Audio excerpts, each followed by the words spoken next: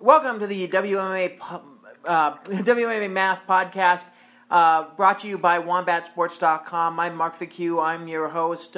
We got a lot of stuff to kind of cover right now, including Invicta, which is coming up tomorrow night. There's a little bit of a change in the card. We'll get to that in a bit. But first of all, I got to introduce my co-host and a professional fighter, and hopefully going to be coming to Invicta really, really soon. Hopefully in 2019. Hopefully within the next couple cards.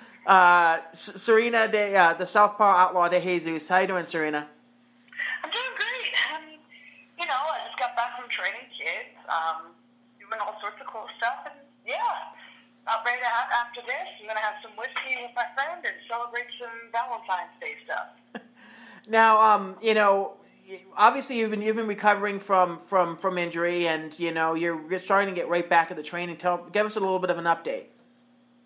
So I have next Tuesday an appointment with my surgeon. This is probably the big hurdle. This is the one that either he gives the signal I'm all clear and ready to return to training, or I might have another month to go. Either way, I'll keep you all updated on how that works. So everybody, please keep your fingers crossed. I'm knocking on wood to be safe over here, because I've been doing all right. I've been able to hit and miss all that very lightly. I still have power on it. My footwork's underneath me, thanks to my coach, Coach Lorenzo Pavlica here at Syndicate MMA. And I'm just watching training, looking like a sad puppy, going like, I miss hitting things.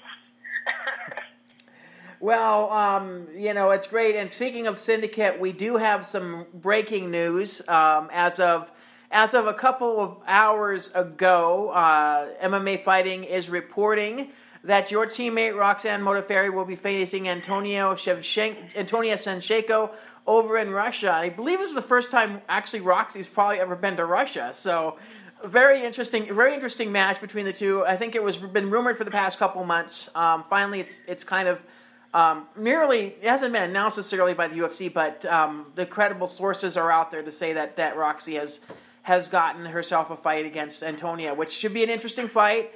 Antonia is really known for her striking, and her striking has gotten him so much better over the past couple of years. It's just amazing to be able to see that as well. But thoughts on Roxy heading over to Russia? As long as she don't run to Putin, she's great. It was kind of cool how this came about, how we all found out, because I found out, obviously, because my buddy's my roommate and all that.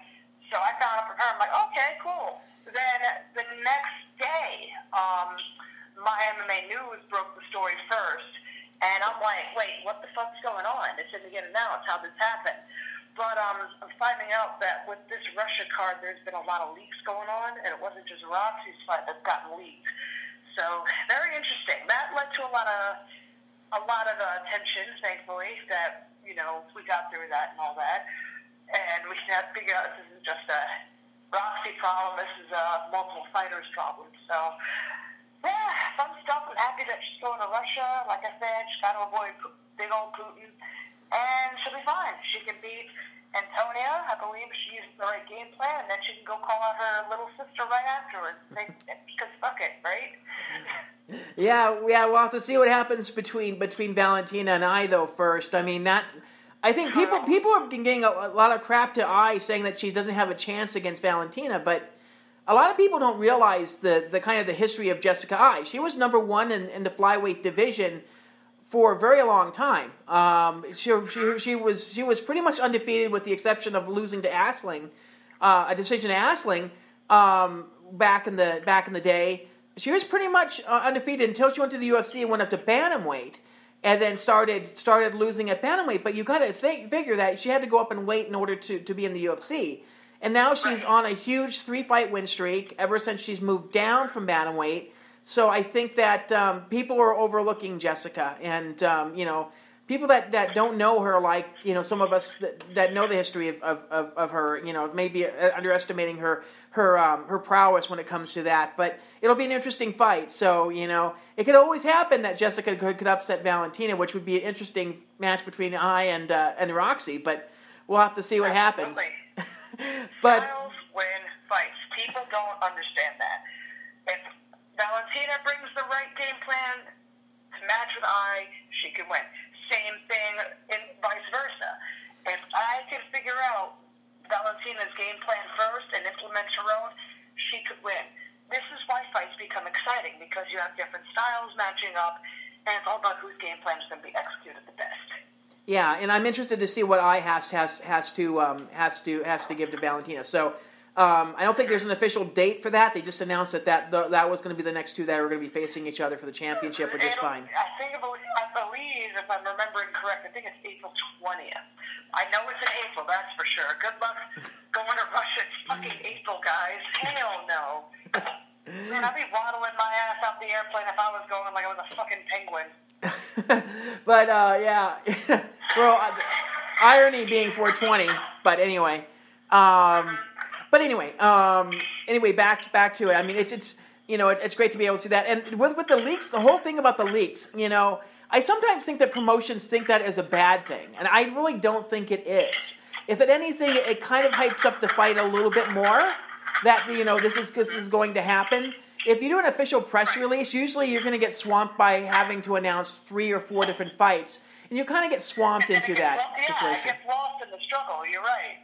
So, sometimes I like the fact that they leak once in a while. I know Shannon likes to sometimes says that she doesn't like to do that, but I really like the fact that if you can leak a couple fights out, then at least that news can come out, and the card kind of builds on that too. I think with the terms of having a fight maybe a week kind of announced and all that as well. I mean, I guess the best example. Because here's the thing. Yeah, go ahead. I believe that. Because here's the thing. Instead of, like, for example, when a typical UFC card is announced, the people who are put on main event tend to overshadow the other up-and-coming fighters who are also pretty exciting. So I'm of the same mind as you, that they need to kind of piecemeal the announcement so we have more time to, sit on the information and, all right, let's see what this is, Yeah, I'm giving the what do you say? Kind of a good example of that is what's going on with elite wrestling, all elite wrestling right now. They've been slowly leaking guys that have been signed to their organization. Their event space where they're going to have a big, huge event around it with fan meet up and greets and all that as well. So they've been leaking people every so often too, which is kind of getting people kind of excited all week watching what's going on as well. I mean, it's great to be able to have that build. So I mean, if they could take anything from professional wrestling, it's the idea to kind of build up the card and make each fight kind of built to that portion of it as well. So it'll be interesting. I mean, I really like I'd like to have more in that kind of marketing mindset, but I'm still excited that I don't mind if it's leaked or anything like that. I think it actually is like I said, makes it a little more entertaining, and people are big fans of Roxy, and they want to know and not get overshadowed by who's going to main event that card. So you're absolutely correct. So it's great to be able to see Roxy. I'm just going to heads up to everybody, if they really are planning to go to Russia, please be prepared that even as a visitor, you're going to have a visa. Yeah. I mean, whoops, I tried, I was upset. Yeah. So. Yeah, it's tough. I was fighting with the yell at the fucking TV and put my middle fingers up with the last fight she had, but that's because her opponent was kind of a fatty, so that's the other reason I have my middle fingers up. Sorry. And we'll get to more fatties coming up when we talk about Invicta, but I want to talk about Bellator first, because they have 2 cards this weekend, which is kind of crazy, and both from Unicastle, Connecticut. They've been doing that lately. That's been their thing. I'm very interested in the business model. Yeah, well, the thing is, the Saturday night card is on DAZN, which I'm kind of holding off getting DAZN until I really, really need to get it. But that's what streams are for. Yeah. So and same thing with ESPN. The ESPN Plus. I'm not getting it until I absolutely need to. And it's kind of a shame with the ESPN Plus, just because it kind of waters down Fight Pass. The only reason now that I have necessarily to watch Fight Pass is Invicta. But exactly. it's. And here's the thing. Yeah. This is going to bite back UFC in my opinion, because here's the thing: between all the pay-per-views, Fight Pass, ESPN Plus, you are looking at spending about $3,000 if you were to do all of that to buy every single pay-per-view this year, and the ESPN and Fight Pass. It's kind of getting out of hand here. It is, and the fans are complaining about that as well. And the truth is that I think the UFC should take up the WWE model, and if they really wanted to, just go on to maybe even a hybrid model of what the WWE does. Exactly. Put everything on their network, and then if it's like a big event, maybe say, okay, well, we'll charge an extra $5 or an extra $10 to do it, and it'll be absolutely worth it. So. But yeah, I'm very leery about the ESPN deal because now everything's going over to ESPN Plus, and it's like, well, then you're taking really away a lot of stuff from the UFC Fight Pass, which I think is one of its most valuable assets. I mean, even some of the library, some of the libraries over on ESPN Plus, which is kind of like.